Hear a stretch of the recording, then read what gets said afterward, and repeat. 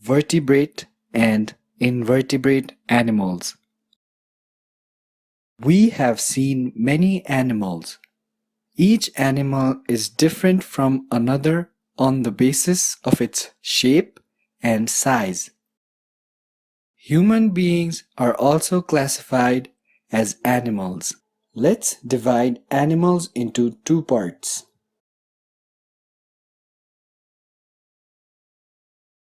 Vertebrate animals, invertebrate animals. Vertebrate animals. Some animals have a backbone which lies in between the head and the hip. This bone is called the vertebral column. If animals have backbones, they are called vertebrates. Since vertebrates have bones, they have strong bodies. Invertebrate animals. Some animals do not have backbones. They have a soft body. This type of animals are called invertebrates.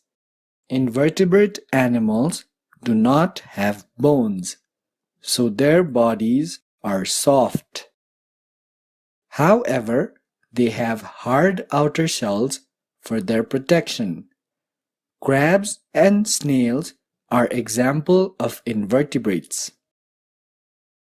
Now, let's look at the characteristics of vertebrates. 1. Vertebrates have a definite body shape. 2. They can stand straight.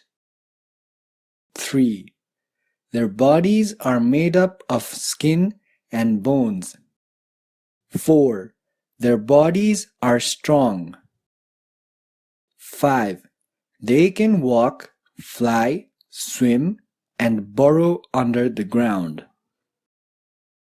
How do you think invertebrates are? Let's look at their characteristics. 1. Invertebrates do not have bones, so their bodies are soft. 2. They have small bodies. 3. Their bodies are made of muscles. 4. These animals usually face downwards.